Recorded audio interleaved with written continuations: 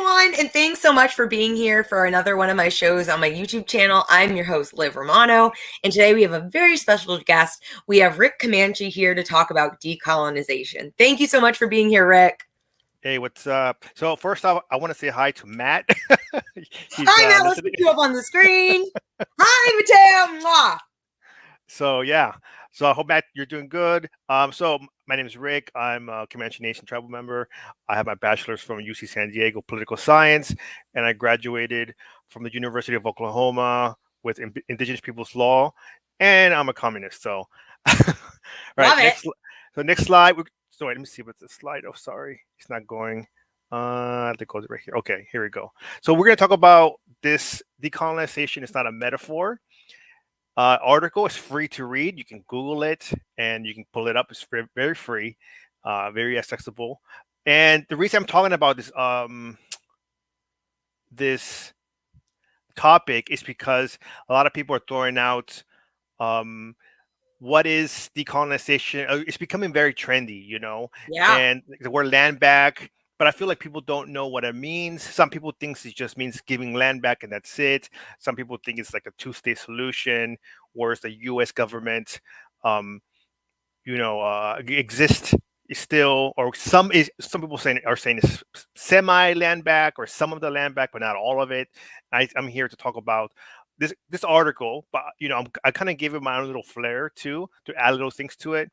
But this article is kind of like what decolonization is not, right?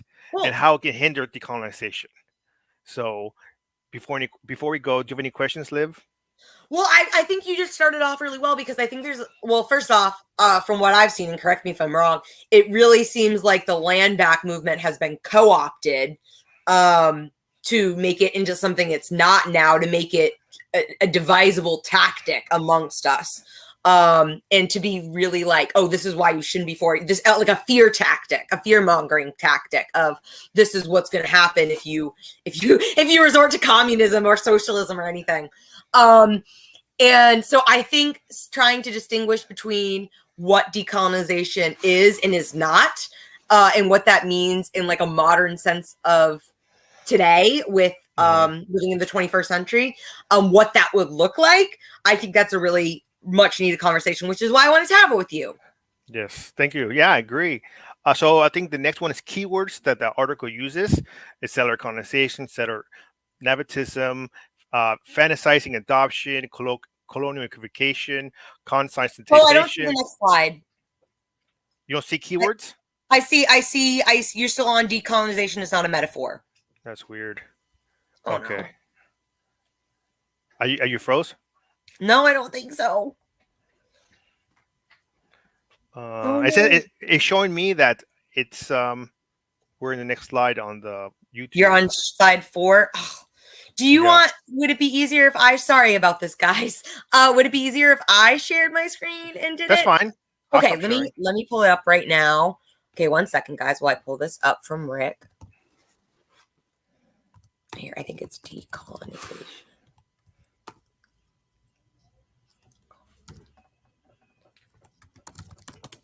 Sorry, guys. Thanks for bearing with us. I'm just going to pull up this PowerPoint slide and share my screen. And of course, my Wi-Fi is going slow.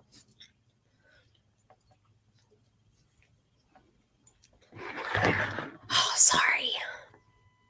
It's okay. It happens. It's the 21st century, and we don't have municipal broadband. So, everyone's struggling with their own Wi-Fi, even costs a fucking arm and a leg. Oh, come on.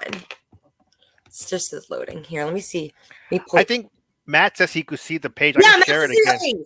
Do you want to pull your screen up again? Because my thing's taking forever to load. Maybe it was frozen. Screen share and window. Okay, here it goes. Share. Thanks for telling us, Mateo. Thank you for letting us know. Here, add to the stream.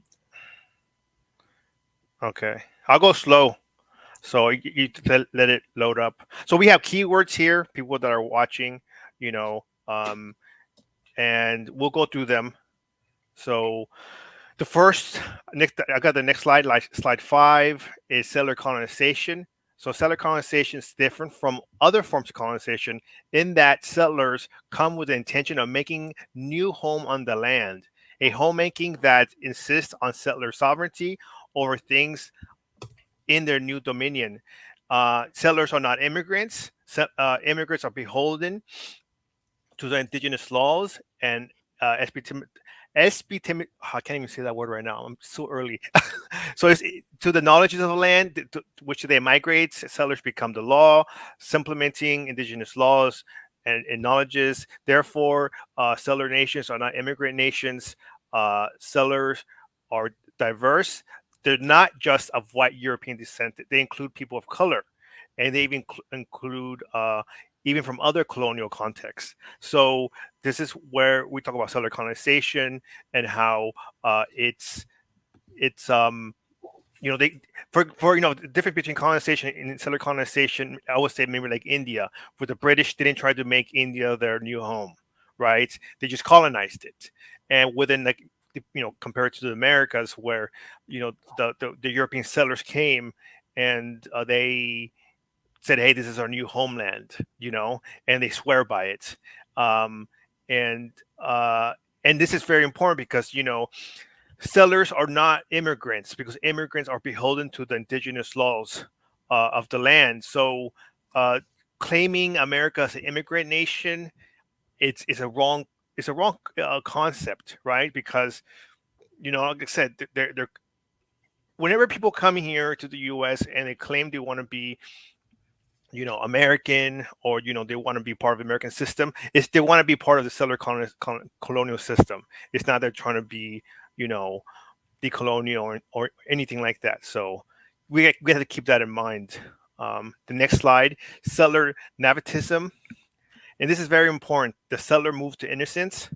Are those strategies or positionings that attempt to relieve the settler of feeling guilt or responsibility without giving up land or power or privilege, without having to change much at all. And then on page 10, there are white settlers and there are brown settlers. And people in both groups make a move to innocence that attempt to deny, deflect their own complicity in settler colonization. One example, the book, the chapter, it's not even a chapter, sorry. The article brings up is all Americans are a little bit Indian, or the Indian grandmother complex, where a settler moved to innocence because it's attempt to deflect from their settler identity. So um, there's a lot of different ways people can claim their move to innocence is by going taking these ancestry DNA tests and saying, "Hey, I'm like 2% native. Like I'm not a settler. I'm native," even though their parents, their great great grandparents or whatever lived as settlers. So we have to be really careful about that kind of you know. Um, to continue this is my own little flair. I talk about neo-Aztecisms and Chicanos, saying they're Aztec blood or indigenous, pan Indianisms. We're many tribes, one people. That kind of rhetoric is wrong. You know, um, we have to understand that indigenous people have their own unique struggles with the settler states. U.S., Canada, and Mexico, and I it's decolonization is going to look different in Canada and in Mexico because of the different struggles. You know, we in Mexico it was very different. It's very similar. There's a lot of similarities in the colonization, but there's a lot of differences. So we can't just say decolonize one size fits all. That's what my point of this slide. There's no one size Okay. fits all. So even within the U.S., it's different peoples in different regions went through different types of colonization struggles. So we have to be really careful. Um, But would you say that the thing that they'd have in common, though, is that it should be up to the indigenous peoples what is best done for their land? yeah, Okay. 100%. Yes. Okay. So yeah. But it should be up to these indigenous governments, which Okay. represents indigenous communities in general, Mm-hmm. right? Yeah. Mm-hmm.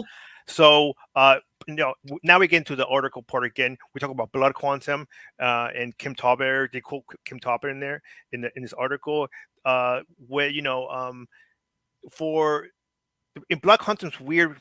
There's a difference between the Black community and the Native community. Within the Black community, you see like clan members say, if you have one Black ancestor, you're tainted. This is the expansive one drop rule, right? It's racist as shit, right? Wow. With it difference between the Native community, subtractive. So the more non-native you get deleted, right? So there's really weird blood quantum. Actually, they're both racist as shit, right? Sorry for my language. No, don't be sorry. Keep it real, Rick. Yeah. So blood quantum, they quote blood quantums.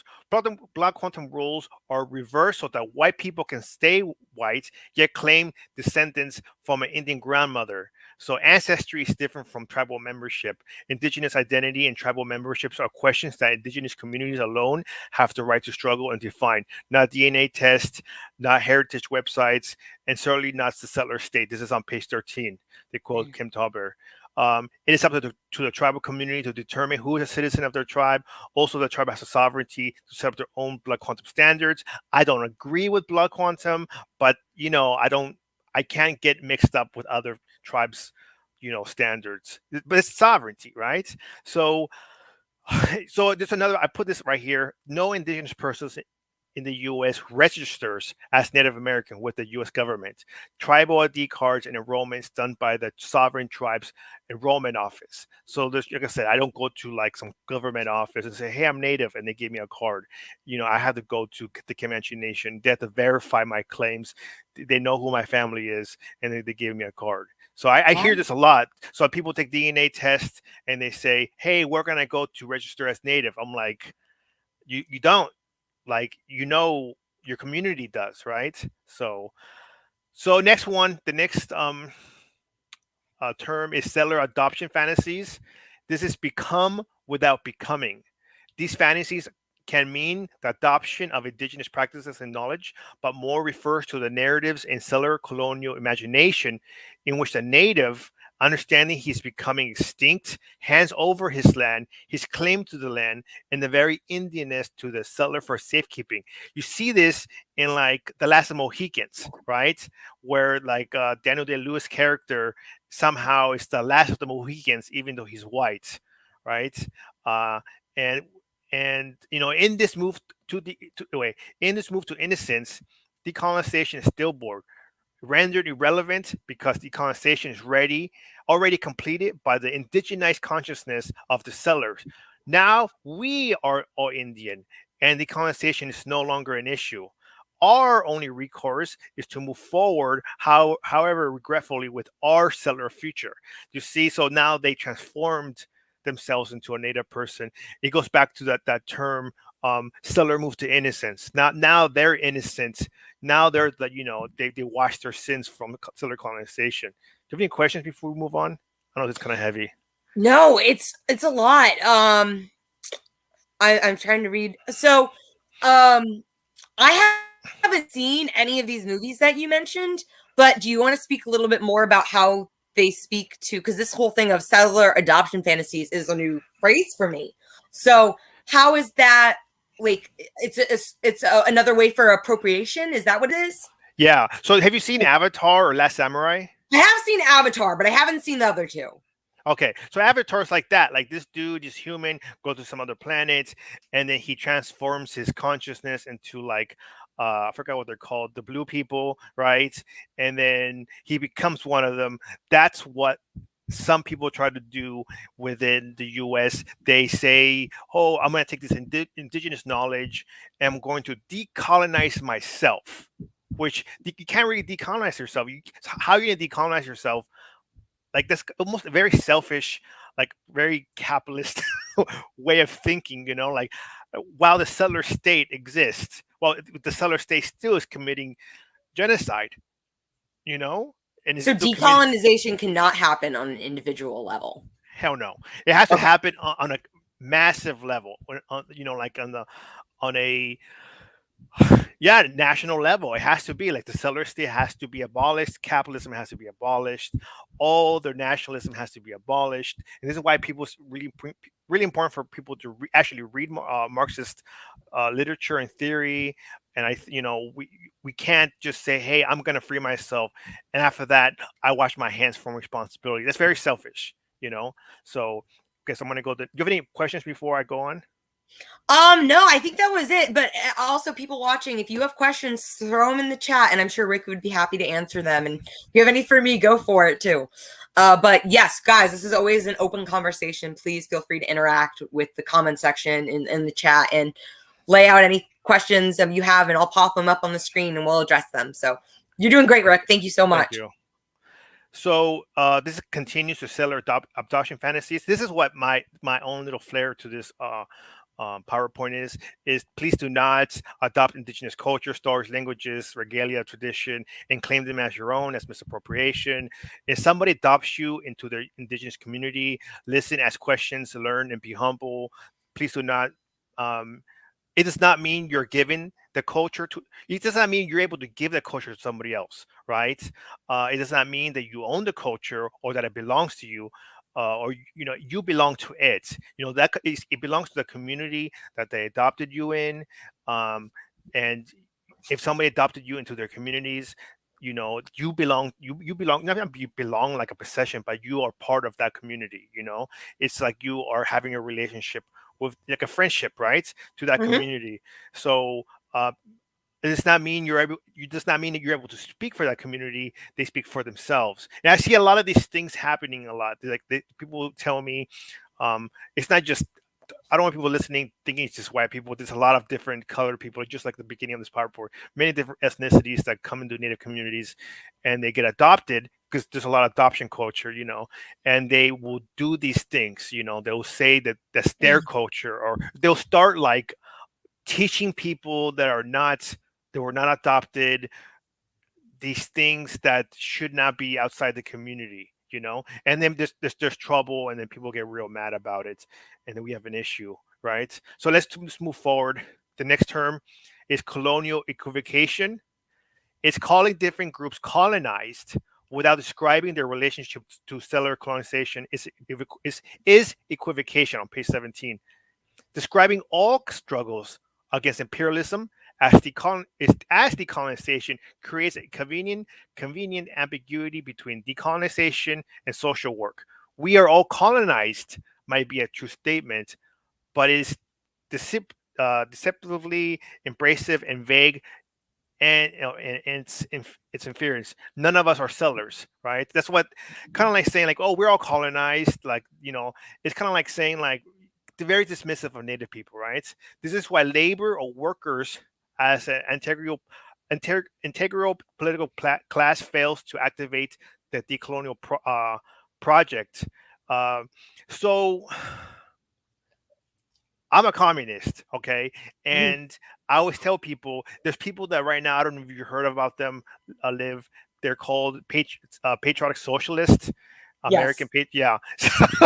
Yeah. Yes. So these people are. This is what I'm talking about here. I'm not talking about just regular Marxists. These people want to continue American nationalisms, and they think that Marxism is the colonial, which it is to a point, but there's a very fine line between continuing settler colonization with Marxist, aesthetics, and there is actual Marxist. There's actual decolonization, which is that we need Marxism in order to do that. We can't abolish capitalism without understanding Marxism and using Marxism to abolish capitalism, right? So you're just saying that, oh, everybody's colonized, don't worry about it, or saying that the workers are colonized. Yeah, that's true, but at the same time, we have to understand that using that to dismiss indigenous voices is very problematic. And Mm-hmm. I kind of we kind of get into this borderless utopia thing. I don't agree with that concept with Marxism, because Native people have a relationship to the land, and our culture reflects that. So I think, we have to be really careful that whenever we go somewhere, like me being Comanche, I'm a native to this country, but if I live now that I live in San Diego, I have to be very respectful to the Kumeyaay in this area, right, and the Native people to this area. I can't just go anywhere and be like, oh, I'm native from, Oklahoma or Texas, like I can just be obnoxious to the local people here in San Diego. So you have to be really careful. I still have to be careful where I go and be respectful. So any questions before we move forward? So when you say borderless utopia, is that different from open borders? Yeah, no, I don't think so. I mean, that's a whole different conversation. People that want Okay. to open borders, yeah, I think that's there's flaws to those um concepts, and I think doesn't uh it doesn't really reflect to people that I think have a relationship to the land.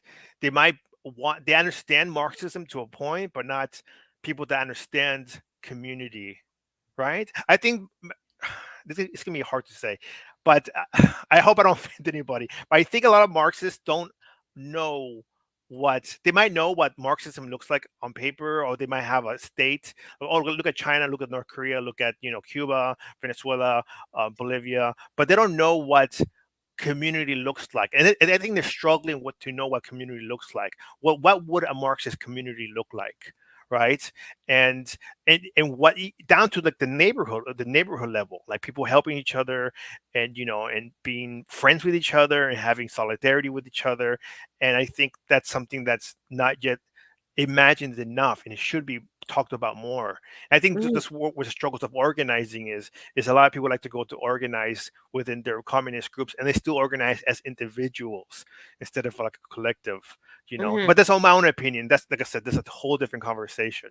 So um but yeah, did that answer your question? Do you want to move forward? Yeah, You want to so when you're saying borderless utopia, you're saying we still want, or correct me if I'm wrong, you're still saying like we still have definitive spaces that are belongs to these certain tribes and they get to determine their borders. Yeah, and I don't think it's borders is a good. I think they're areas where they reside. And Okay. I think I mean, after the settler colonization and capitalism dissolves, I mean the borders are going to dissolve too. But we have to talk about sovereignty. The sovereignty is still going to exist, and how people from around the world are still going to have to respect indigenous land and the Hmm. sovereignty. So I mean, if people want to come live in these areas, they would have to, I guess, like ask permission and be respectful to the laws that Native people have put in place to protect the land. You know, so Hmm. I'm not against immigration into the U.S. I'm against the idea that people can just come whenever they please. Right? It's a very settler thought. So, um, Gotcha. okay. So next one is conscientization. This is the one I was talking about. Free your mind and the rest will follow. So the front loading of critical consciousness building can lay way decolonization, even though the experience of teaching and learning to be critical of settler colonization can be powerful. It can feel like it is indeed making change until stolen land is relinquished.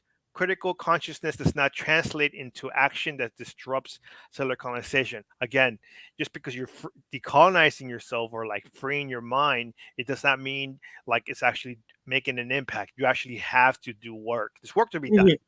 right?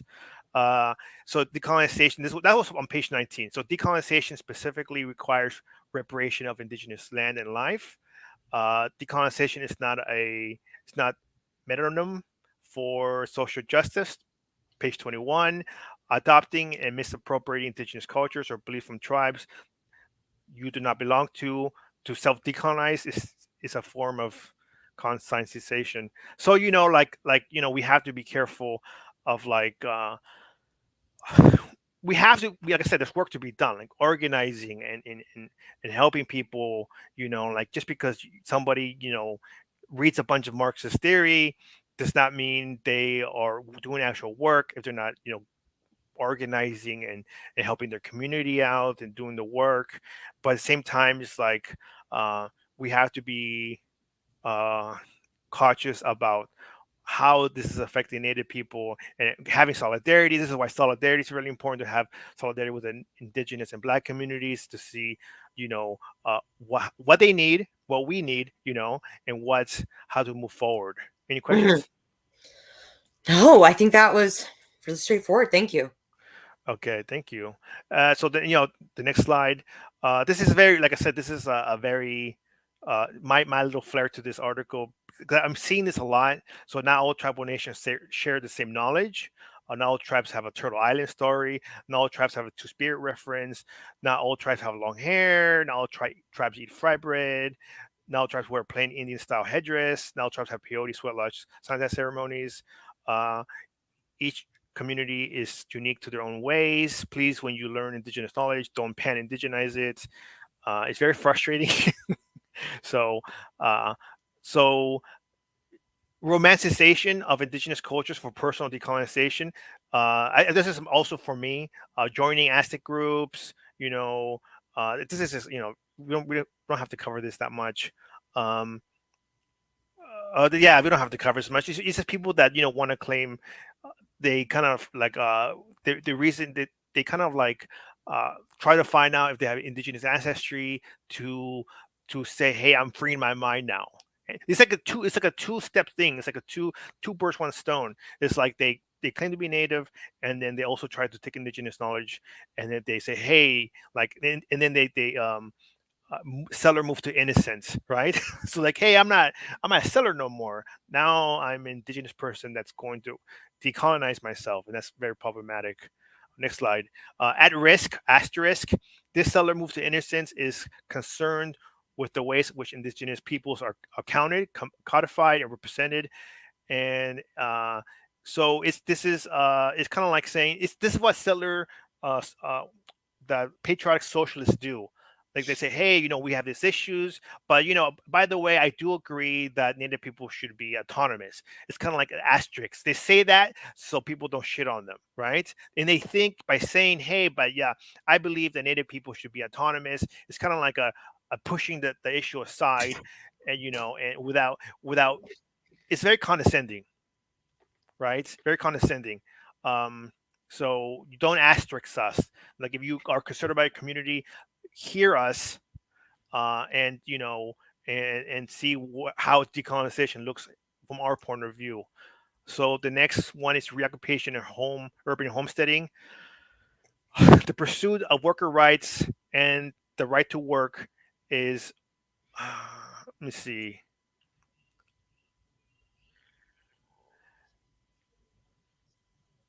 Yeah. So um, I think this is very like it's we have to understand, we reoccupation and urban homesteading is that we can't.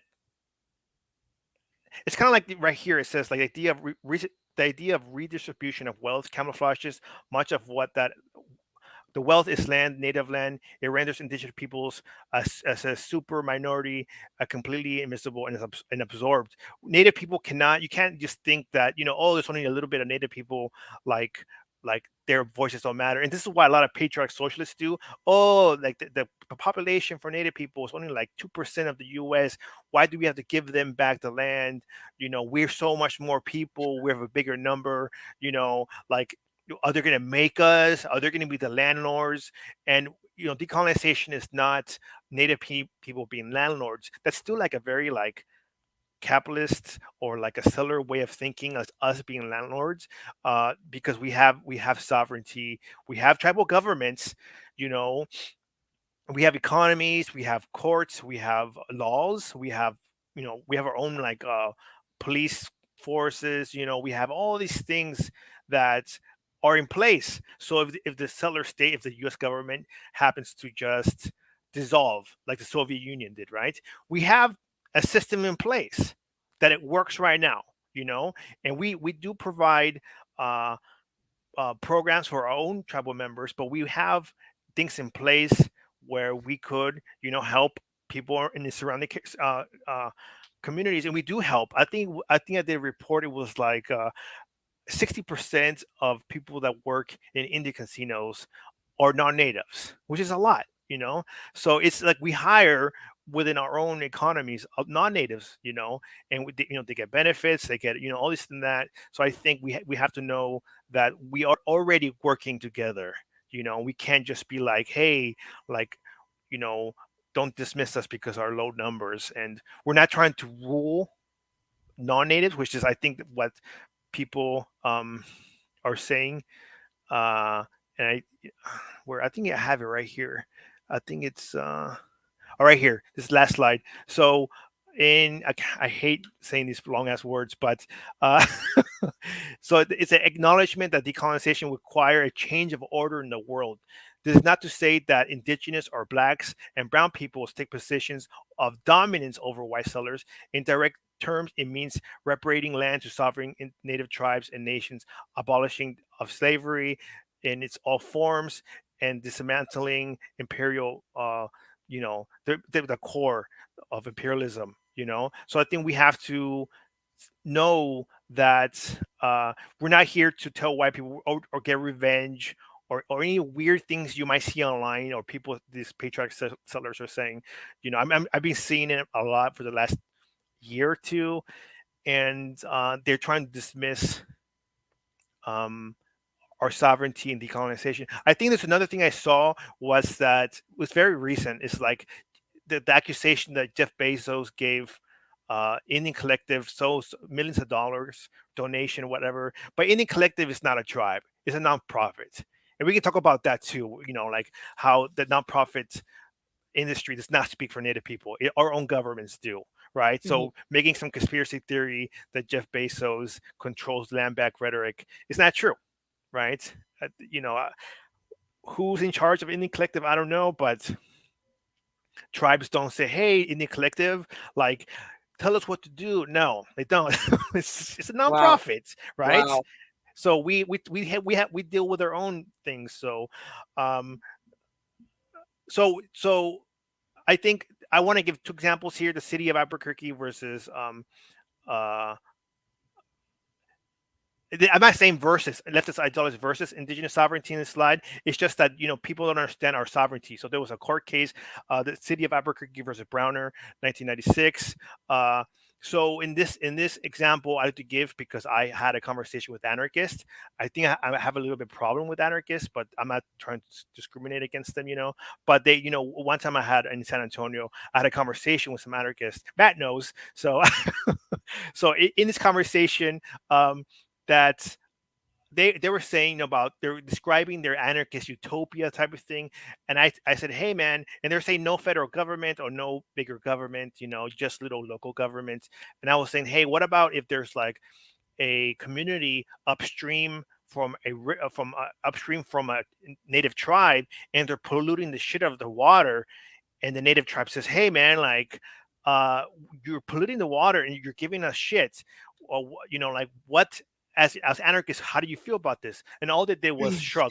I don't know, they'll deal with it. And I was like, that's not how you deal with it. But this happened in real life, right? But not the anarchist part, but the Albuquerque was had a standard of the water purification, and it was upstream from river. And then the tribe was like, hey man, this water is not clean enough. And that city was like, well, does this state uh standards of cleanliness of water? But they went to court battle, and so they won. The tribe won, and it says that the tribe may establish water quality standards that are more stringent than posed by the federal government. So the city of Albuquerque could actually has to follow tribal standards of how clean the water has to be. That shows you that we have sovereignty. Like we can push our laws to make our community safer. So But I shit, think, Rick, this shit really pisses me off because this is yet another example. And if you guys don't know, we did an episode on indigenous sovereignty on my Patreon, and we talked about what were they, the Indian federal laws or the federal Indian laws, yeah, and all these court cases. It's so great. All these court cases happened that ruled in favor of indigenous peoples. They were never enforced. yeah. What? What is the purpose And it just blows my mind. It just blows my mind that there's yet again another case that rules in favor, and something that would help not just Indigenous people, but all members of the community. And it's just hollow. Yeah, it's the same with the EPA. They have a policy. People can look it up. The policy from administration of ever. I can't even talk this morning. Look at people. People are listening or watching. Just look up this document that's on your screen, and it's the same thing. The EPA has a standard of that for they consult with the native people, the government there, and they the local tribal governments the ones that set standard for how clean things should be in that area, for but I think going down to the last slide again, the reason why I started this pod oof, I almost said it. The reason why I talk about this is because it's because people don't understand what decolonization means, and they they will say their own version of it, or they will say things that hinder decolonization, or like patriotic socialist, they will say asinine things that are racist, because they don't know it's racist, but it's racist, and or anti-native, anti-black too, and I think we have to move. Like, I always tell people, if you want to go somewhere, you have to know how to get there. If you don't know how to get there, you know if we all have different visions of what decolonization look like, then we're all gonna go to different places, and it's gonna be a mess. Yeah. So with the U.S. being a very unique situation with settler colonization, I think we need to first off read theory, read Marxism, organize, um, so you can have study groups so you can understand Marxism better. You have to understand black liberation theory, indigenous liberation theory, and we have to get together, brainstorm, imagine how decolonization is going to look like, and from then put in the work. And that means a lot of talking to people, a lot of like building relationships with people. You can be the most knowledgeable person in the world, but if you're not building community, what the fuck are you doing? Yeah. You know. Yeah. So, any questions?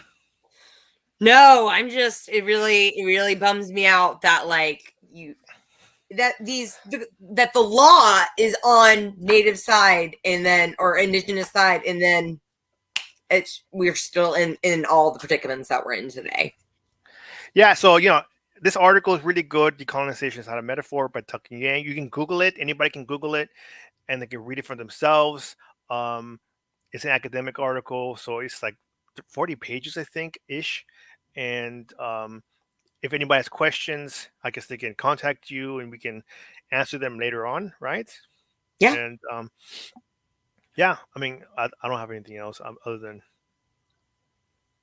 I think I'm good. Oh, is that the end of the slides? Yeah. Oh, it is. I, Oh my god. Okay. Wow. Um. Wow.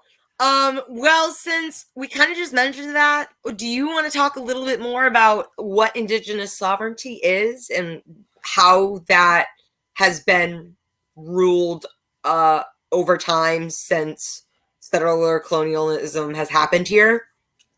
yeah. So our sovereignty is just us having our own governments. Uh, there's 574 federally recognized communities, and we have our own tribal government, and many of them have their own economies, and then we have our own. Some, not all, have our own court systems, Mhm. and we have our own way of making laws.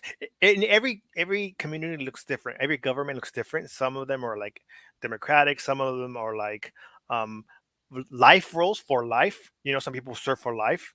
So it depends on the community, and we are we take care of our community. Even like non-natives within the surrounding areas, we sometimes there's programs, or depends on, like I said, depends how economically well the community is doing. Sometimes we donate money to the infrastructure. I know the Comanches did. We donated money to the local infrastructure, and we are. relationship is to the federal government and the states, because sometimes the states, a lot of the time, people think that the settler colonization is just the federal government versus natives. It's a lot of the times it's states versus these native governments, native Hmm. communities, and a lot of it's actually increasing more and more. It's a lot of these states try to hinder they're trying to put their like their weight on these tribes when our treaties are federal treaties, they're not state treaties. There's no such thing as a state treaty mandate. Like if people listen to your Patreon about this subject, they can see that I recommend people maybe should sign on to your Patreon and listen to those episodes, Yeah, I'm gonna you pull know that up.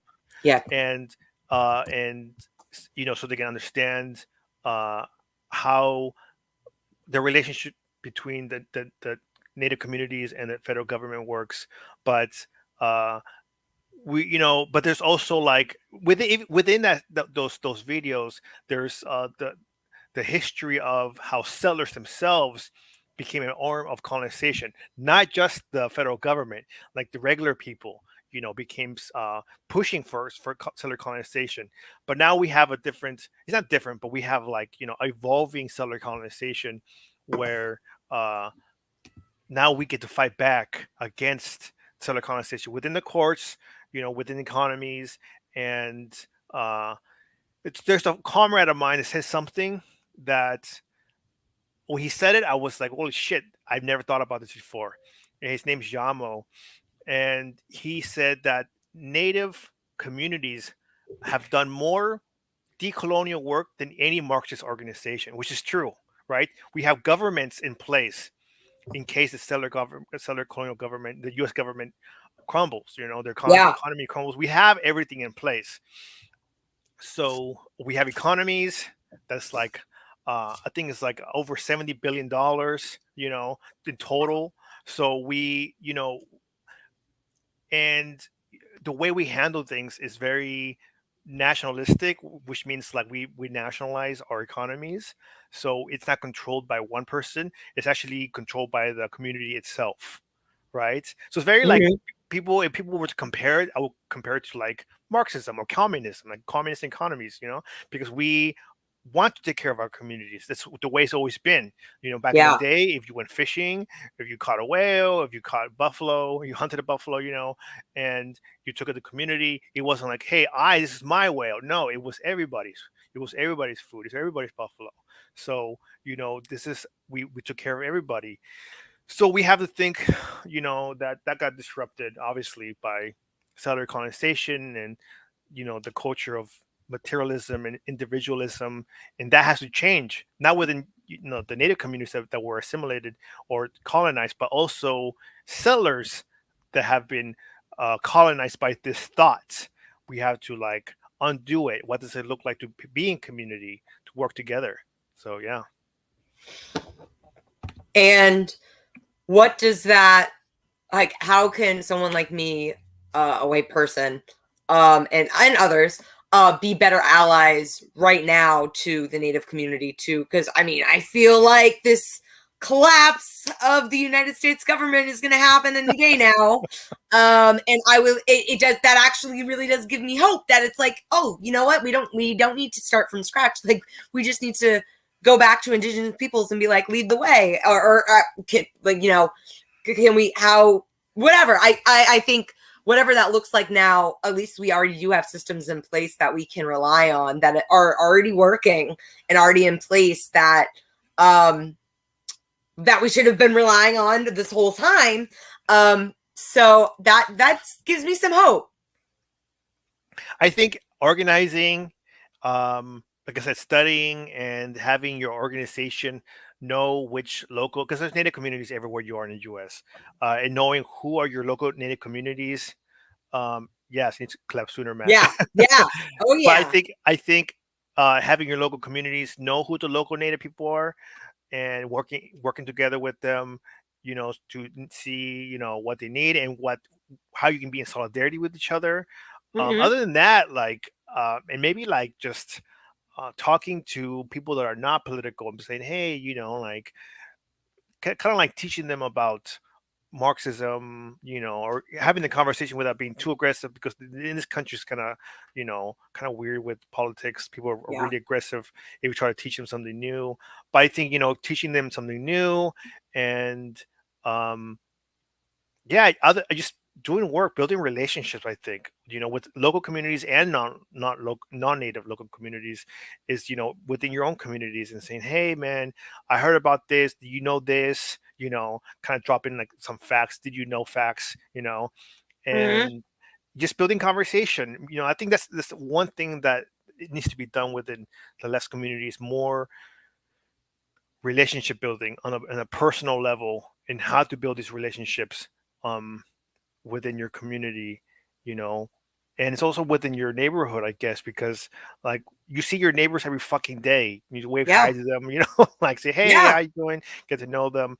I think it's weird in this country, and like, I'm rambling off a little bit, but it's in this country, you, some people don't even say hi to their neighbors. You see them every fucking day, and it's just weird to me, Yeah, but that's a different No, story. I Yeah, agree. And there's definitely like part of the reason why I was planning on moving to Africa was because it was the only time in my life where I felt welcomed and I could wave to anyone and they would wave back. yeah. And even here, even in my own neighborhood, like, even if I smile and wave at someone, there's always more so than not, you're going to get a weird look in response. Yeah, it's an American thing. When I Yeah. go to Mexico, it's the same thing. People say hi, they want to talk for a long time. I mean, even with the native communities, I walk, and I say, "Hey, I haven't seen you in a long time. We have talk, talk, talk, talk." I can talk a long time. So, and it's just like, Yeah. it's just weird that it's a weird like individualist culture we have in the Yeah. U.S., and it breeds like kind of like me versus everybody else, when it should be me and everybody else, Yeah. right? And I think that's what's the problem with this country. I try that when I lived in Texas. Matt knows I tried to talk, be cool with my neighbors, talk to my neighbors, but sometimes they were like, "Why are you so nice?" I'm just like, "Okay, Yeah. whatever. Then if you don't want this, Yeah. you don't want this. Like, Yeah. I'm not gonna push, for you to be nice." But it's weird. So how do you suggest that, and pardon me if the answer is just Google it, but is that how we get in contact with our local native communities, is just Google searching and getting in contact, sending an email, doing a call, driving there, or taking transit there? What do you I recommend? I think the best thing to do, especially don't do it as an individual because it's kind of creepy. Okay, I'm glad I asked. It's just like, "Hey, I'm like so and so. How can I help you?" Like, how can I help you? No, but I think maybe if you're organizing, you're part of like a organization, and then like at with somebody within the organization can look up who's the local communities, and maybe contact their offices like, "Hey, I'm part of so and so organization. We want to know. We want to work with you. You know." Uh, yeah, they were weird, but yeah. So I think Verified. yeah, Verified. but Weird yeah, neighbors. yeah. So I think so that person can say, "Hey, I want to work with you," and then the tribal office can be like, "Oh, we're having this event on this day," or maybe they can put you in touch with somebody that's like government representative. You don't push for it, you know what I'm saying? Just say, "Hey, how can we help you as an organization? How can we push for any issues that you guys are?" And I think most likely somebody will take that call, and then they might, either invite you to a public thing, because sometimes we have public events, for the public, Cool. or somebody might come and talk to the organization. I think working with the organization itself, and that's how you do it. Never be pushy. Never say, "Hey, like what the hell?" You know what I'm saying? Just be like, "Hey, like I said, these people have jobs, right? They Of have course. responsibility to do, But I think if somebody came to to call the tribal offices, they might be like, "Oh yeah, if somebody wants to help, this organization wants to help us." There might be some hesitancy because not many people do that, but I think it might also feel good because um there's people in the community that give you shit about your community, and that's what we need, more people to do that. Like, "Hey, I like, I want to be in solidarity with you. I care. We want to like show people that you know that we can work together.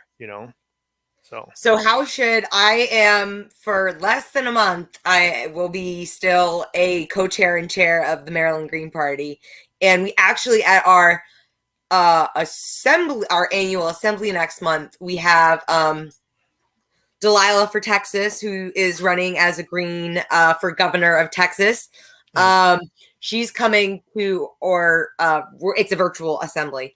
They're going to come speak about the Red New Deal, and I'm thinking like, oh my God, if I could get someone from this like a local Native tribe to come speak to, that would be pretty awesome.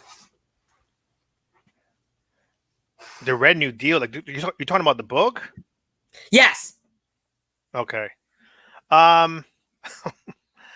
Okay.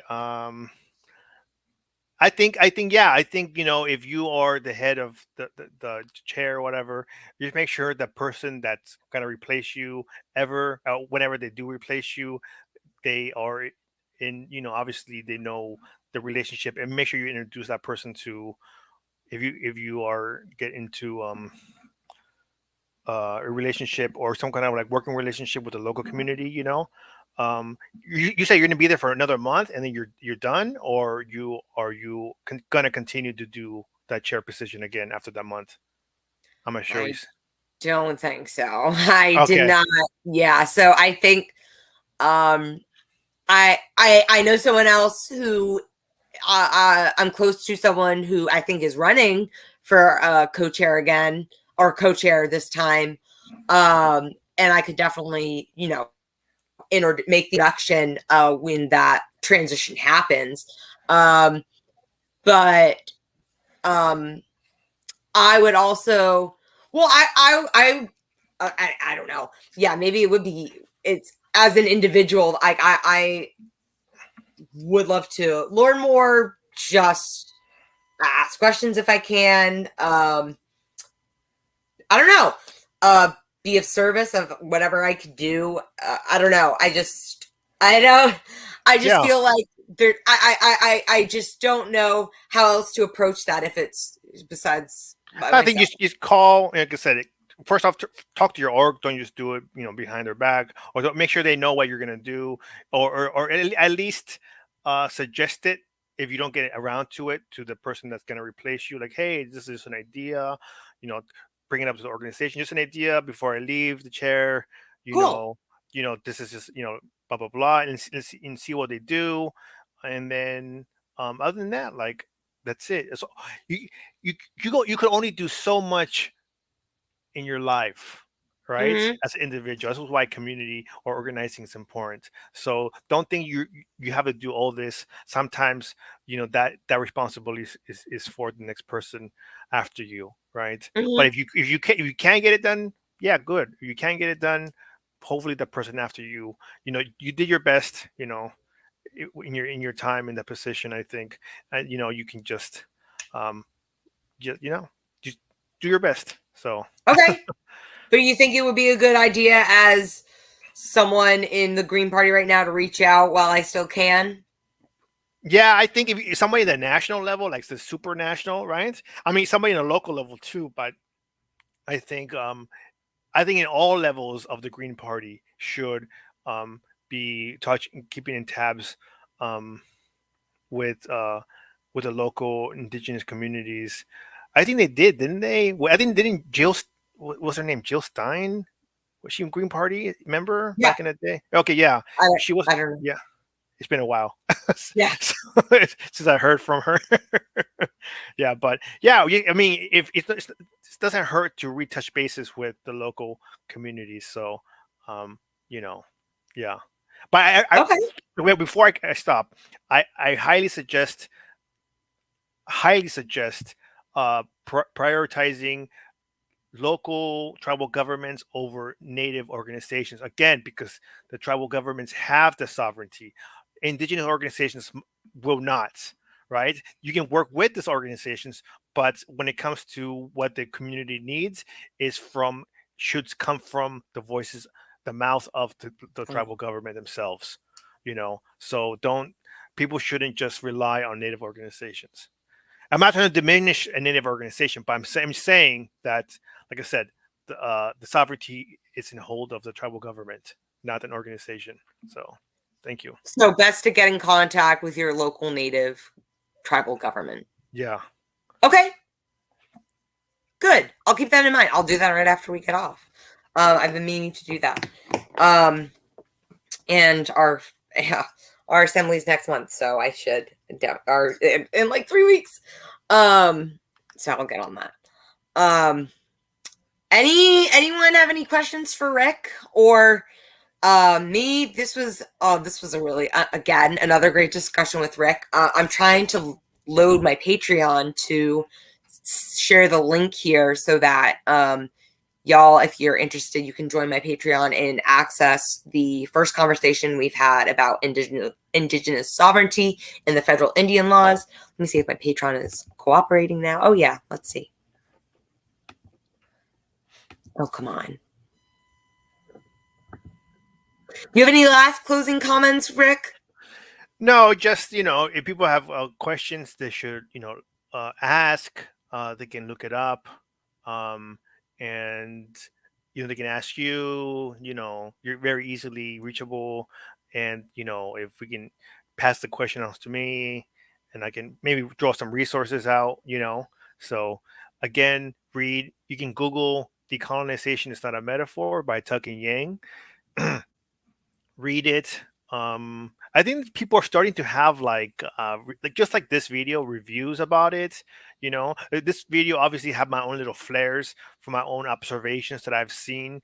Growing up and being part of the community, within the Marxist community and the non-native community, seeing all these like talking points.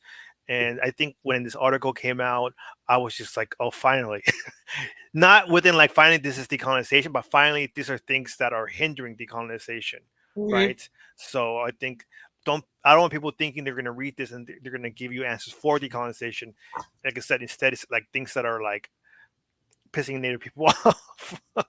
So and hurting decolonization. So yeah. Awesome. And do you want to let people know what else we have in store for them, what we would like to do another episode or two on? Yeah, so I think me and you, we're talking about doing something about polyamory. We can talk about like what is polyamory and what maybe like the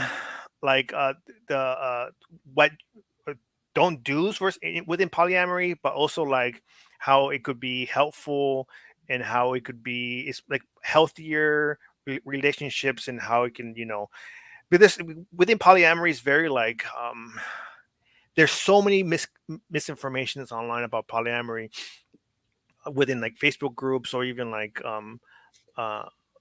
just stuff online like this pages that people follow on social media, not just Facebook but on social media. They give out disinformation about what polyamory is. And I think people use aesthetics as a way to promote themselves and get a following. And I think polyamory is being used right now. It's just like Marxism. There's people that make Marxist pages and people follow them, and they get followings and they exploit that, or like indigenous pages, on social media. But now it's like polyamory stuff. But I just wanted to know, kind of like we can do a video about like what is polyamory so they don't get misled, and I can put resources out there because we don't want people to get exploited, and then not just financially, physically, but emotionally exploited. Which could happen, right? So, yeah. So thank you, Rick. Stay tuned. We have, as Rick just said, we have more in store for y'all. And I'm sure we could do, maybe we do that, an indigenous sovereignty episode on here as well too. Because that was really good and really important. So thank you, Rick, for being here. Thanks everyone for watching and commenting, particularly Matt and Mateo and Ware. Thank you guys. Rick, if you don't have any last closing thoughts, comments, concerns, I think we'll end this broadcast. I'm good. Thank you. Yeah. Thank you, Rick. Okay. Thank you, everyone. Bye.